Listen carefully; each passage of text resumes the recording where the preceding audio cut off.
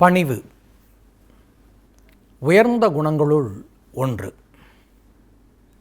பணிதல், இந்த சொல், பணிவு, பணிதல், இந்த சொல் எல்லாம் பண் என்கிற ஒரு வேர் சொல்லிலிருந்து உருவானது.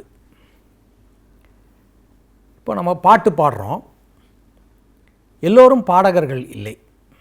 நாம் பாடுகிறோம், ஏதோ தோணுகிறது பாடுறோம். ஆனால் நல்ல குரல் வளம் இருப்பவர்கள் பாடுகிற போது கேட்க முடிகிறது. மற்றவர்கள் பாடுகிற போது காதை பொத்திக்கொண்டு அருகில் இருப்பவர்கள் ஓடுவார்கள். அந்த குரல் கேட்பதற்கு இல்லை. அது பண்படவில்லை, முறையாக அது செப்பம் செய்யப்படவில்லை. இசை கற்றுக்கொள்கிற போது குரல் எப்படி இருந்தாலும் அந்த பழக்கத்தில் அதை ஒரு முறைப்படுத்திட்டா அது ராகமோ அந்த தாளமோ மாறாமல் அழகாக அந்த ஓட்டத்தில் அது வரும். உச்சத்தில் ஏறுகிற போது குரல் பிசிறு தட்டுவதில்லை. கீழே தாழ போகிற போதும் அது ரொம்ப மோசமான நிலையை அடைவதில்லை. இது பண் என்பது. இப்படி முறைப்படுத்தப்பட்ட ஒன்று தான் பண், அதாவது ராகம். பண்படுதல், இப்போது நிலம் இருக்கிறது, வயல், எடுத்த உடனே வயலில் போய் விதைகளை தூவிட்டு அப்படியே அது விளைச்சலை தந்துடாது. அதற்கு சரி செய்யணும், முறைப்படுத்தணும்.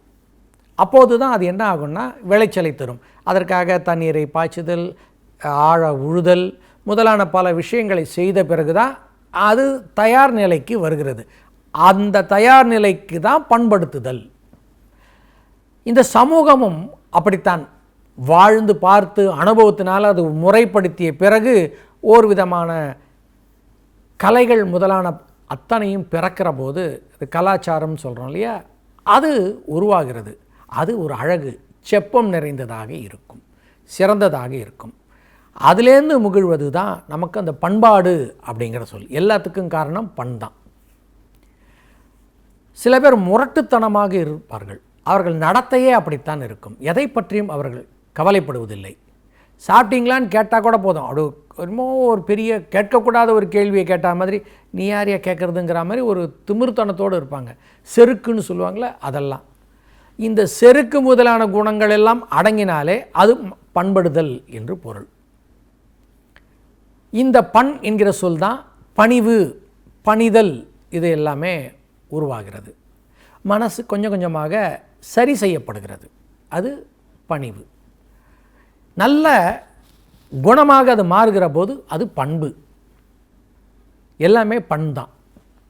இதெல்லாம் பழக்கத்தினாலும் சிலருக்கு அது இயல்பாகவும் இருக்கும். பெரும்பாலும் பழக்கம்தான். ஒழுங்கில்லாத ஒரு மனசை ஒழுங்குபடுத்திட்டாலே அது அந்த பண்பட்டதாக அது மாறும்.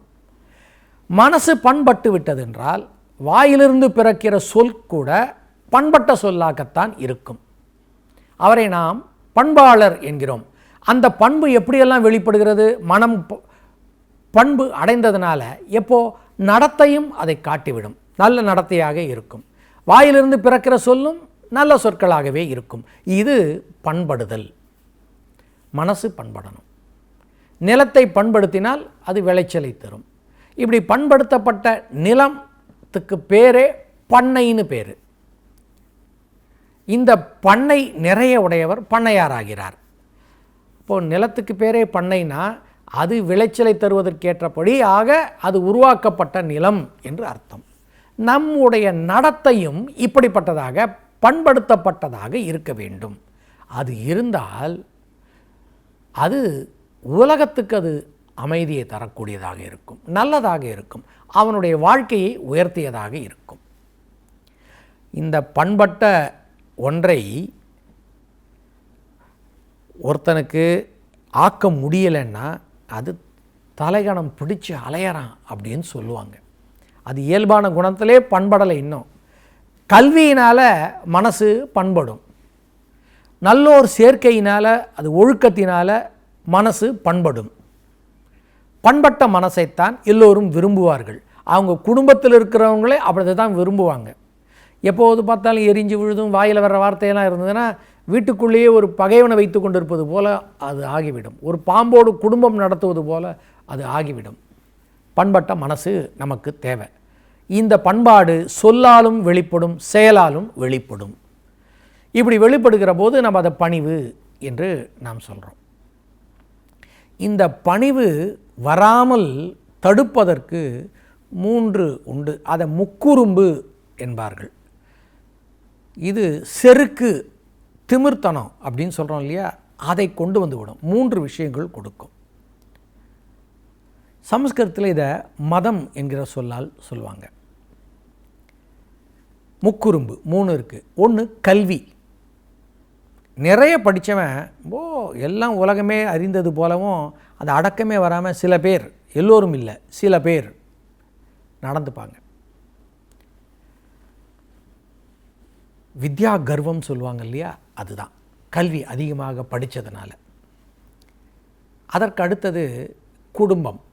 தங்களுடைய குடும்பம் பாரம்பரியமானது, ரொம்ப பெருமை மிக்கது, மதிக்கத்தக்கதாக பல ஆண்டுகள் பல தலைமுறைகளாக இருக்குன்னா, நான் எப்படிப்பட்ட குடும்பத்தை சேர்ந்தவன் தான் தெரியுமா உனக்கு அப்படிங்கிற மாதிரி ஒரு நடத்தை, செருக்குத்தனம் தோன்றிவிடும்.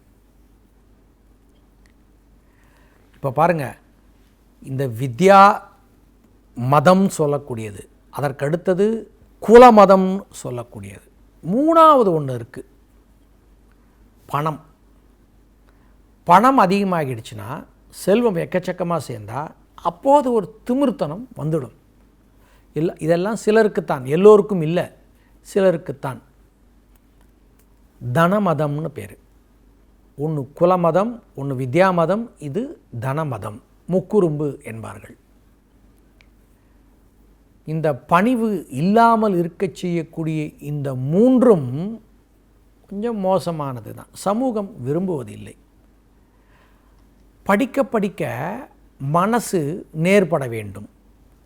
நல்ல நடத்தையை அது உருவாக்க வேண்டும். நல்ல குடும்பத்திலேயே பிறந்து வளர்ந்திருக்கிறோம்னா அப்போதும் அந்த குணம் உயர்ந்ததாக இருக்கணும். பழகிய செல்வம் என்று வள்ளுவர் சொல்வார். பரம்பரையாகவே பெரும் பணக்காரர்கள் இருப்பார்கள். அந்த பழகிய செல்வம் உடையவர்களும் கொஞ்சம் அடக்கம் மிகுந்தவர்களாக இருக்கணும். இந்த 3ம் நமக்கு தலை காட்டக்கூடாது. பணிவு வேண்டும். எப்போல்லாம் இந்த பணிவு வேண்டும்னா, இந்த 3ம் இருக்கிற போது பணிவு இருக்கணும். பணம் அதிகமாக சேர்ந்ததுனால் ஆடக்கூடாது, அடக்கமாக இருக்க வேண்டும். அதனால்தான் அடக்கம் உடைமை என்னும் ஒரு அதிகாரத்தில் சொல்கிறார். எல்லாருக்கும் நன்றாம் பணிதல். யாராக இருந்தாலும் சரி, படித்தவன் படிக்காதவன், நல்ல குடும்பத்தில் பிறக்கல, சாதாரண ஒரு குடும்பத்தில் தான் பிறந்திருக்கான், சரி, அவனாக இருந்தாலும் சரி, செல்வம் உடையவனாக இருப்பான், இல்லாதவனாக இருப்பான், யாராக இருந்தாலும் சரி, அது எந்த நிலையிலாக இருந்தாலும் சரி, எந்த பதவியில் இருந்தாலும் சரி, எல்லோருக்கும் நன்றாம் பணிதல், எல்லாருக்கும் நல்லது. அவருள்ளும் செல்வர்க்கே செல்வம் தகைத்து. செல்வம் உடையவனுக்கு இன்னும் மேலும் ஒரு செல்வம் வந்து சேர்ந்தது போல இது சிறப்பாகதாக அது ஆக்கிவிடும்.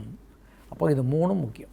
செல்வம் உடையவர்கள், உரையாசிரியர்கள் சொல்வது போல, இது வித்யா தர்மம், வித்யாத்தில் படிப்பினால் வருகின்ற கர்வமும் இருக்கக்கூடாது.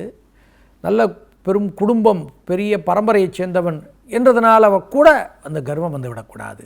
பெரும் செல்வந்தனாக இருப்பதனாலே அந்த கர்வம் வந்துவிடக்கூடாது. அதனால தான் சொல்கிறார், செல்வம் உடையவனாக இருந்தால். ஏன்னா மற்ற 2 நமக்கு வந்து பெரிய விஷயம் இல்லை, தானாக கூட அடங்கி போடலாம், அது அப்படியே வரக்கூடியது. ஆனால் செல்வம் சேர்கிற போது தான் அது பெரும் தொல்லையை உண்டாக்கிவிடும். அப்படிங்கிறதுனால தான் சொல்கிறார், செல்வர்க்கே மேலும் செல்வம் சேர்த்தது போல என்பார் அவர். இப்போது அந்த பணிவு அப்படிங்கிறதுக்கு பரிமேலழகர் சொல்கின்ற 2 விஷயம் இருக்குது.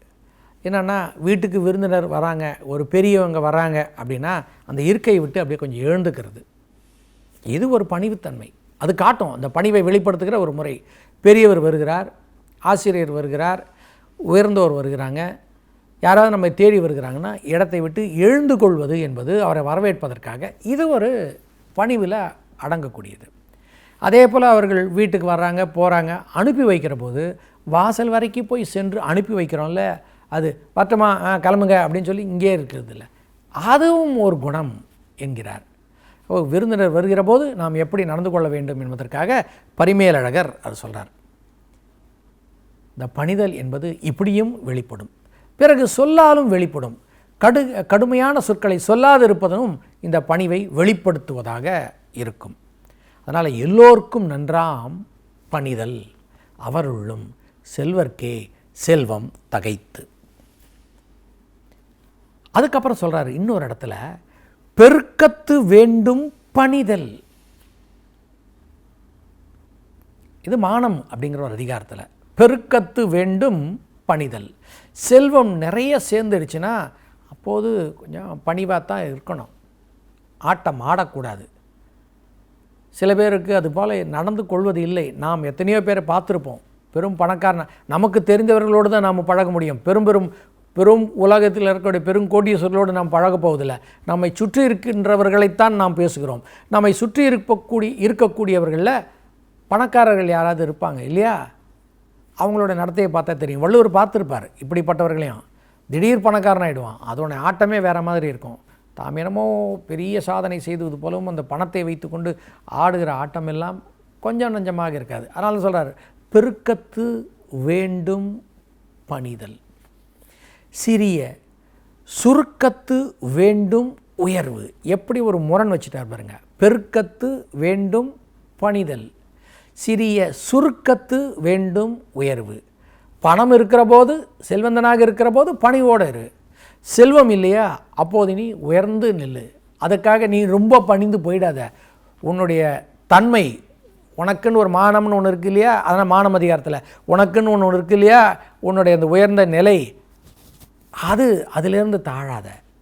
செல்வம் இல்லதுனால, செல்வம் இல்லாது இருப்பது குற்றமே இல்லை, அது பாவமே இல்லை. நல்லவனாக இல்லாது இருப்பது தான் பாவம், அதுதான் ஒரு குற்றம். வறுமை, எல்லோருமே பெருங்கோடீஸ்வரராக இருக்க முடியாது.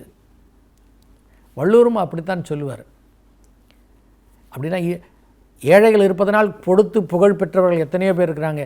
ஏன் 2000 ஆண்டுகள் கழித்தும் கூட நாம் கடையேழு வள்ளல்கள் என்று அவர்களை புகழ்ந்து கொண்டிருக்கிறோம். எத்தனையோ அரசர்களை புகழ்ந்து கொண்டிருக்கிறோம். பாரியை பற்றி நாம் ஏன் இன்னும் பேசி கொண்டிருக்கிறோம்? எதற்காக அண்டிரனை நாம் பேசி கொண்டிருக்கிறோம்? அதனால் அது அவர்களுக்கு பெரும் புகழை தேடித்தரக்கூடியதாக. 2000 வருஷம் ஆச்சு, நாம் இன்னும் பேசுகிறோமே அவருடைய கொடைத்தன்மையை கொண்டு. அதனால் இது உலகத்தில் சிலர் பணக்காரர்களாக, சிலர் ஏழையாக இருப்பார்கள். செல்வந்தர்களாக இருக்கிற போது பணிவு இருக்கணும். வறுமையில் இருப்பவன் அதற்காக அடங்கி போய் தம்முடைய மானம் போகிற அளவுக்கு நடந்து கொள்ளக்கூடாது என்கிறார் வள்ளுவர். அதனால் செல்வம் சேர சேர நாம் பணிந்து போகிற ஒரு குணத்தையும் வளர்த்து கொள்ள வேண்டும். பண்பு நம்மை உயர்த்தும், உயர்ந்த நல்ல பண்பு நம்மை உயர்த்தும். இப்போது செல்வம் நம்மை உயர்த்தி வைக்கிறது. அப்போது பணிவு என்கிற ஒன்றால் நாம் கொஞ்சம் தாழ்ந்து நிற்கணும். வறுமை என்கிற ஒரு தாழ்வு நிலை கீழே நிற்குது. அப்போது அதற்காக நாம் அடங்கி போயிடக்கூடாது, உயர்ந்து நிற்கணும் என்பார் பரிமேலழகர். ஆக பண்பு என்கிற உயர்ந்த குணத்தை நாம் வைத்து கொள்ள வேண்டும், வளர்த்து கொள்ள வேண்டும் என்பார். பணிவுடையன் இன்சொலல் ஆதல் ஒருவர்க்கு அணி அல்ல மற்றும் பிற என்பார். பணிவுடையனாக இருக்கணும், இன்சொலனாக இருக்கணும். உலகோர் மதிக்கத்தக்க வகையில் நாம் வாழ்கிறோம் என்கிற நிலையை அடைவோம். பணிந்து போதல் என்பது அடங்கி போதல் அன்று, அது ஒரு பணிந்து இருப்பது என்பது ஒரு குணம். பரிமேலழகர் சொல்வது போல நம்முடைய நடத்தை நம்முடைய பண்பட்ட மனத்தை வெளிப்படுத்தும். பணிவாக இருப்போம், அதற்காக தாழ்ந்து போக தேவையில்லை, உயர்ந்து நிற்போம். பணிவு உயர்வை தரும்.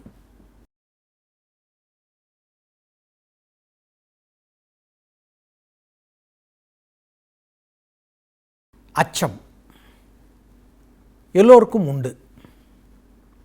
ஏதேனும் ஒரு காரணத்தால், ஏதேனும் ஒரு சூழலில் நாம் அஞ்சத்தான் செய்வோம்.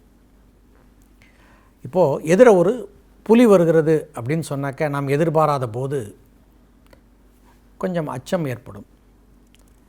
அப்படித்தான் சிங்கம் வந்தாலும் சரி, கரடி வந்தாலும் சரி, மதம் பிடித்த யானை ஓடி வருகிறது என்று சொன்னால் யானை பாகரே கூட சமயத்தில் அஞ்சுவார்.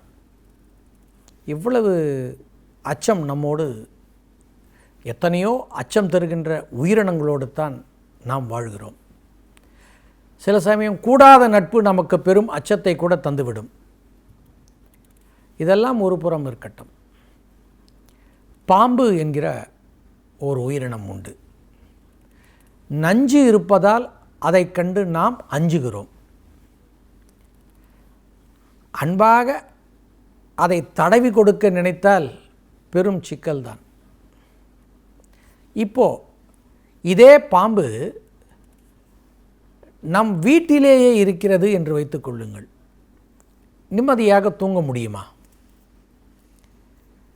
இந்த பாம்பு எப்போ வருமோ, நம்மை கொல்லுமோ என்கிற அச்சம் இருக்கும். நாம் முடிவு பண்ணிவிடுவோம், ஒன்று பாம்பு வீட்டுக்குள்ளே இருக்கணும், இல்லாட்டி நாம் இருக்கணும். 2 பேரும் ஒன்றாக இருந்து வாழ முடியாது. பாம்போடு சேர்ந்து வாழ்தல் என்பது இயலாத ஒன்று. அதுவும் நஞ்சுடைய பாம்பு, எண்ணி பாருங்கள். இப்படித்தான் நஞ்சுடைய பாம்பை போலவே நம்மை சுற்றி சிலர் இருப்பார்கள். என்ன செய்வது? உருவத்தால் அவர்கள் மனிதர்களாக இருக்கிறார்கள். கண்ணுக்கு தெரிகிற உண்மையான பாம்பாக இருந்தால் கூட தெளிவு பெற்று நாம் அந்த அச்சத்திலிருந்து விலகி கொள்ள முயலலாம். ஆனால் நம்மோடு பழகுவார்கள், நமக்கு நல்லது செய்வது போலவே நடிப்பார்கள். ஆனால் உள்ளத்துள் வஞ்சத்தை வைத்து தகுந்த காலத்தை எதிர்நோக்கி நம்மை அழிக்க தலைப்படுவார்கள். இப்படிப்பட்டவர்கள் நம்மோடு தான் சூழ்ந்திருக்கிறார்கள். இதுவும் ஒரு வகையில் பகைதான். இப்படிப்பட்ட இந்த பகையை வள்ளுவர் உட்பகை என்பார். உள்ளே இருக்கிற ஒரு பகை, நம்மோடவே இருக்கிற, நம்மை சார்ந்தே இருப்பவர்கள் உட்பகை. அரசன் இருக்கிறான், நாட்டை நடத்தி கொண்டு இருக்கிறான். அவன் எத்தனையோ பேரோட அவன் பழக வேண்டியிருக்கும். அமைச்சர், படைத்தலைவர், இன்னும் சிலரோடு அவன் பழக வேண்டியிருக்கும். எண் பெரும் ஆயம் என்பார், ஐம்பெரும் குழு என்பார்கள். இப்படி பலரோடு தான் அவன் உறவாடித்தான் நாட்டை நடத்த முடியும். தனி ஒருவனாக அவன் நாட்டை ஆள்வதில்லை. நாட்டுக்கு தலைவன் அரசன். ஆனால் நாட்டை ஆள்வதற்காக பல பேர் அவருக்கு உறுதுணையாக இருப்பார்கள். அப்படி உறுதுணையாக வரக்கூடியவர்களுள் வஞ்சத்தை மனதிலே வைத்துக்கொண்டு தேன் தடவிய சொற்களால் சொல்கின்ற ஓர் நல்லவர் போல ஒரு காட்சி தந்தால் அரசன் பல நேரங்களில் ஏமாந்து விடுவான். இதற்கு பெயர் உட்பகை. உள்ளேயே இருக்கின்ற ஒரு பகை, அது கொடிது. நாட்டு மக்களுள் சிலர் கூட உட்பகையாக இருப்பார்கள். அரசன் போருக்கு போகிறான் என்று சொன்னால் அவனுக்கு பின்பலமாக இருக்க வேண்டிய மக்களுள் சிலரும் அரசனுக்கு எதிராக கூட செயல்படுவார்கள். இவர்களும் இத்தகைய உட்பகைக்குள்ளே தான் அடங்குவார்கள். இவர்களும் களையப்பட வேண்டியவர்கள்தான். இந்த உட்பகையை வைத்துக்கொண்டு நாட்டை அரசன் வெற்றிகரமாக நடத்த முடியாது. நல்ல ஆட்சியை தருவதற்கு இவர்களே ஒரு மிக பெரும் தொல்லையாக இருந்து விடுவார்கள். இது போன்ற உட்பகை நாட்டுக்குள் மக்களுள் சிலர் இருப்பார்கள். கூடவே பழகுகிற, தாம் அன்றாடம் அலுவல் முறையிலே வந்து சேர்கிற சிலரும் கூட உட்பகையாக வந்து நிற்பார்கள். இந்த உட்பகையாக இருப்பவர்களைத்தான் பாம்பு என்கிறார் வள்ளுவர். குடங்கருள் பாம்பு என்பார். ஒரு குடிசை, அந்த குடிசைக்குள்ளேயே ஒரு பாம்பு இருக்குது. இந்த குடில்னு வச்சுக்கோங்க, அது வீடுன்னு வச்சுக்கோங்க. ஒவ்வொரு இடம் எங்கே இருந்தாலும் சரி நிம்மதியாக தூங்க முடியாது. இப்படிப்பட்டவர்கள் நம்மோடு உடம்பாடு இல்லாமல் இருப்பவர்கள். உடம்பாடு இல்லாதவர் வாழ்க்கை எப்படி இருக்குன்னா, குடங்கருள், இந்த வீட்டுக்குள்ளே, குடிலுக்குள்ளே, குடிசையினுள்ளே ஏதோ ஒரு இடம், வீட்டிலே தங்குகிறோமே அந்த இடம்.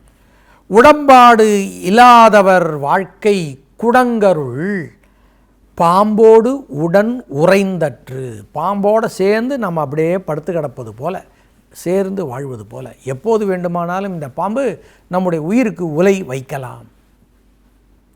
அதனால் நாட்டில் ஒரு நாட்டை நடத்துகிற அரசனாக இருப்பவன் குடும்பத்துக்குள்ளேயே உட்பகை இருக்கிற போதும் அது அந்த குடும்பத் தலைவனுக்கான சிக்கலாக தனிப்பட்ட ஒரு குடும்பத்தோடு போய்விடும்.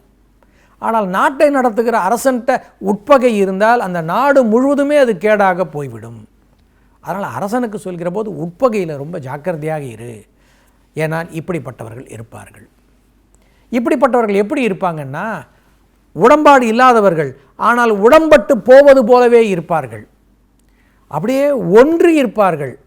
ஒன்றி இருப்பது போல தோன்றும், ஆனால் அவர்கள் ஒன்றாது தான் இருப்பார்கள். எப்படி? ஒரு சிமிழை போல, குங்கும சிமிழ் போல என்று வைத்துக்கொள்ளுங்கள். அடிப்பாகம் இருக்கும், மேல் பாகம் மூடியாக இருக்கும். மொத்தமாக பார்க்குற போது தான் அது வெறும் சிமிழ். ஆனால் வெளிப்பார்வைக்கு ஒன்று போலவே அது தெரியும். ஆனால் உண்மையில் அது சேர்ந்தது போல் இருக்கிறது அந்த மூடியும் அடிப்பாகமும். ஆனால் இரண்டும் ஒன்றாகவே இருப்பதில்லை. ஒன்றாக இருப்பது போல காட்சிக்கு புலனாகும், ஆனால் இரண்டும் வேறு வேறு. அப்படிப்பட்டது தான் இத்தகைய உட்பகையோடு இருப்பவர்கள். செப்பின் புணர்ச்சி போல் கூடினும் கூடாதே. செப்புன்னா இந்த இடத்துல குங்குமச்சிமிழ். குங்குமச்சிமிழ் போல இவர்கள் கூடியிருப்பது போல தெரியும், ஆனால் இவர்கள் கூடவில்லை. அரசன் எச்சரிக்கையாக இருக்க வேண்டும் என்பதற்காக சொல்வார். செப்பின் புணர்ச்சி போல் கூடினும் கூடாதே, உட்பகை உற்ற குடி என்பார். அவர்களிடம் நாம் எச்சரிக்கையாக இருக்க வேண்டும். உட்பகையைப் போல மிக மிக மோசமானது வேறொன்றும் இல்லை வள்ளுவருடைய பார்வையிலே. இந்த உட்பகை ரொம்ப பெரிதாக இருக்கிறதா சின்னதாக இருக்கிறதா என்பதெல்லாம் விவாதத்துக்கே இல்லை. அது சின்னதாக இருந்தாலும் களையப்பட வேண்டிய ஒன்று. எள்ளு இருக்கிற தானியங்களில் மிகச்சிறியதில் ஒன்று எள்ளு. எள்ளு போட்டால் கூட எள்ளு விழாது, அதுபோல ஒரு பெரும் கூட்டம் என்பார்கள். அந்த சின்ன இடைவெளியில் கூட விழாத அளவுக்கு அவ்வளவு நெருக்கமான ஒரு மக்கள் கூட்டம் என்பார்கள். கோவில் திருவிழாக்கள் போது அப்படிப்பட்ட ஜன கூட்டத்தை சொல்கிற போது இதை சொல்வார்கள். எட்பகவு, எள்ளு அதுவே சின்னது, அதை பாதியாக பிரித்தாக்க அது இன்னும் எவ்வளோ சின்னதாக இருக்கும். அந்த அளவுக்கு கூட உட்பகை இருக்கக்கூடாது. எட்பகவு அன்ன சிறுமைத்தே ஆயினும், எள்ளு உடைச்சா அது எத்தனூண்டு இருக்கும், அதுபோல சிறிய அளவாக இருந்தாலும் உட்பகை உள்ளதாம் கேடு. உட்பகை இருந்தால் அதுபோல ஒரு பெரிய கேடு எதுவும் இல்லை. எப்படியெல்லாம் அவர் சொல்லியிருக்கிறார் பாருங்கள். உட்பகை இல்லாது இருத்தல் ஒரு நாட்டை நடத்துவதற்கு பெரிய உதவியாக அது இருக்கும். இப்போது நம்மோடு தான் உறவாடி இருக்கிறாங்க, நாமே அவர்களை வளர்த்திருக்கிறோம். அது உறவினர்களாக இருக்கலாம் அல்லது வந்து சேர்ந்தவர்களாக இருக்கலாம். அவர்களுக்கு ஆதரவு தந்திருக்கிறோம், அவர்களை காப்பாற்றுகிறோம், உணவு தருகிறோம். எப்படி? வயலில் பயிர் விளைகிறது, கூடவே களையும் வளர்கிறது. நாம் பயிருக்கு தண்ணீரை வார்க்கிறோம், ஆனால் வந்து சேர்கிறது கூடுதலாக வருவது இந்த களை. இப்படி பயிரோடு சேர்ந்து வருகிற அந்த களையை நாம் பறித்து எறியத்தான் வேண்டும். ஐயோ அது ஒரு தாவரமாச்சே, அதுவும் ஒரு உயிர் தானே அப்படின்னு நம்ம நினச்சி விட்டுட முடியுமா? அந்த களையை பறித்து தூக்கி போடணும். இதில் போய் நம்ம கருணையே காட்டக்கூடாது. இப்படிப்பட்டவர்கள் சிலர் சமூகத்திலும் இருப்பார்கள், உட்பகையிலும் இருப்பார்கள். அவர்களை நாம் களைய வேண்டும். சமூகத்தில் இப்படிப்பட்டவர்கள் சிலர் இருக்கலாம். கொடும் செயல் புரியக்கூடியவர்களாக இருக்கலாம். கருணையே காட்டாமல் கொல்பவர்களாக இருப்பார்கள். அந்த காலத்திலலாம் ஒரு ஊர்லேருந்து இன்னொரு ஊருக்கு போகிற போது மறைந்திருந்து தாக்கி இந்த வழியிலே, வழி என்பதற்கு 6ன்னு பேர், வழியிலே கொலையை செய்து இருப்பதை பறித்து கொள்பவர் கள்வர்கள் இருந்திருக்கிறார்கள். இன்று நாம் தீவிரவாதிகள் எத்தனையோ பேரை பார்த்து கொண்டு இருக்கிறோம். மிக பெரும் அழிவை செய்யக்கூடியவர்களாக இருக்கிறார்கள். அவர்களிடம் போயிட்டு நம்ம கருணையை பார்க்க முடியுமா? அன்பாக இருங்க, கொஞ்சம் நல்லவராக இருங்களேன், எதற்காக இன்னொரு உயிரை கொள்கிறீங்க? நீங்களும் இந்த உலகத்தில் வாழ போகிறீங்க, நானும் இந்த உலகத்தில் தான் வாழ போகிறேன். நீங்களும் கொஞ்ச நாள் தான் வாழ போகிறீங்க, நாங்களும் கொஞ்ச நாள் தான் வாழ போகிறோம். எதற்காக இப்படி ஒரு அழிவான காரியத்தை செய்கிறீர்கள் என்றால் தர்மத்தை பல நேரங்களில் பேச முடியாது, கேட்கும் நிலையிலும் அவர்கள் இருப்பது இல்லை. அவர்களுடைய குறிக்கோள் வேறாக இருக்கும். இப்படிப்பட்ட கொலையின் கொடியாரை நாம் பார்த்தால் என்னதான் செய்கிறது? அவர்களிடம் அறத்தை பேசி பயனில்லை. அவர்களிடம் நாம் நல்லவர்களாக மீண்டும் நடந்து கொள்வதும் கூட பயனற்றதாக போய்விடும். ஏனென்றால் அந்த ஒருவரால் மொத்த சமூகத்துக்கும் பெரும் பாதிப்பு என்றால் அரசன் என்ன செய்ய வேண்டும்? கொலையின் கொடியாரை வேந்து ஒருத்தல் பைங்கூழ் களை கட்டதனோடு நேர் என்பார். பயிரோடு சேர்ந்து விளைகின்ற அந்த களையை அப்படியே பிடுங்கி எரிவதைப் போல சமூகத்தில் இப்படிப்பட்டவர்கள் கொலையைப் போல பெரும் கொடுஞ்செயல்களை கொலையாயே செய்கிறார்கள். இத்தகைய சில பேர் கொலை செய்கின்ற அந்த மக்களையும் நாம் கொன்றொழித்தலே நல்லது. கொலையின் கொடியாரை வேந்து ஒருத்தல் தண்டித்தல். வள்ளுவர் கொலை செய்வதை விரும்புவதில்லை. ஆனால் இப்படிப்பட்டவர்களை சமூகத்திலிருந்து மொத்தமாக தீர்ப்பது என்பது அரசனுடைய கடமை. எப்படிப்பட்டதாக இருக்குன்னா, பயிரோடு சேர்ந்து விளைகின்ற அந்த களையை பிடுங்கி எறிவதைப் போல சமூகத்திலிருந்து இவர்கள் தூக்கி எறியப்பட வேண்டியவர்கள். கொலையின் கொடியாரை வேந்து ஒருத்தல் பைங்கூழ் களை கட்டதனோடு நேர் என்பார். இப்போ அரசன் இருக்கிறான். இந்த உட்பகையாக இருக்கட்டும், இப்படிப்பட்ட சமூக விரோதிகளாக இருக்கட்டும், ஆரம்பத்திலேயே பார்த்துட்டாக்க ரொம்ப நல்லது. அப்போவே அவனை களைஞ்சிடலாம். இவன் இப்படிப்பட்டவன் தான், இவன் ஒரு வஞ்சகன்தான், சமூக கேடுதான், இவனும் ஒரு கொலை செய்கின்ற ஒரு கொலைகாரன் தான் என்று புரிந்துவிட்டால், இவனை வளர்ப்பது என்பது தீமையானது என்று புரிந்துவிட்டால் அவனை அப்போதே அழித்துவிட வேண்டும். வளர்வதற்கு முன்னாலே அழித்துவிட வேண்டும். எப்படி ஒரு முள்மரம் இருக்கிறது என்று சொல்லுங்கள். அந்த முள்மரம் வளர்கிற போதே நாம் எடுத்துட்டா அந்த இப்போ தான் வளர்ந்துட்டு இருக்க அந்த முள்ளுனா பெரிய தாக்குதலை நமக்கு ஏற்படுத்தாது. அப்படி அதை பிச்சு எடுக்கிற போது கூட, வெட்டி எடுக்கிற போது கூட கையில் ஒரு பெரிய காயத்தை அது உண்டு பண்ண போவதில்லை. அந்த இளைதாக இருக்கிற அந்த முள்மரத்தை அப்போதே வெட்டி எடுத்து விட வேண்டும். தாவரம் தானேன்னு சொல்லிட்டு இன்னும் அதுக்கும் தண்ணீரை ஊற்றி நல்லா வளர விட்டுட்டா அது முற்றிய மரமாக ஆன பிறகு, அதோடைய முள்ளும் வலிமை பெற்ற பிறகு அதை வெட்டணும்னு நினச்சா, முற்றிய அந்த முள்மரத்தை நாம் அழிக்க நினைத்தால் நம் கைக்குத்தான் பெரும் பாதிப்பு அது உண்டு பண்ணும். வள்ளுவர் அப்படித்தான் சொல்கிறார். இளைதாக முள் மரம் கொல்க. அது இளைதாக இருக்கும்போதே அதை கொண்டுடணும். இளைதாக முள் மரம் கொல்க. களையுணர், அதை வெட்டி எடுக்கலாம். எப்போ? அதெல்லாம் வளர்ந்த பிறகு. களையுணர் கையை அது மிகப்பெரிய அளவில் தாக்கிடும். கை கொல்லும் காழ்த்த இடத்து. அதை வெட்டணும்னு நினச்சா கையை தான் அது பாதிக்கும். இப்படி சமூகத்துக்கு ஒவ்வாத மக்கள் சிலர் இருப்பார்கள். அவர்களை ஒன்று ஆரம்பத்திலேயே களைந்து விட வேண்டும், வளர்கிற போதும் களைய வேண்டும். இல்லை என்றால் அவர்கள் சமூகத்துக்கு பெரும் தீங்கை, கேட்டை உருவாக்குபவர்களாக இருப்பார்கள். உட்பகையும் ஒரு வகையில் நாட்டுக்கு பெரும் கேட்டை உண்டு பண்ணுவதும் அதை போலத்தான் சமூக விரோதிகளாக, தீவிரவாதிகளாக, பெரும் கொலைஞர்களாக இருப்பவர்களையும் நாம் என்றால் அரசன் களைய வேண்டும். வள்ளுவருடைய பார்வை. கொலையை விரும்பாத வள்ளுவரே, அறத்தோடு வாழ வேண்டும் என்று சொல்கின்ற வள்ளுவரே இத்தகையவர்களிடம் எச்சரிக்கையாக இருக்க வேண்டும். தேவை ஏற்படின் அவர்களை சமூகத்திலிருந்து விலக்க வேண்டும். தீர்ப்பதாக இருந்தால் தீர்த்து விடுதலும் வேண்டும் என்பது வள்ளுவருடைய கருத்து.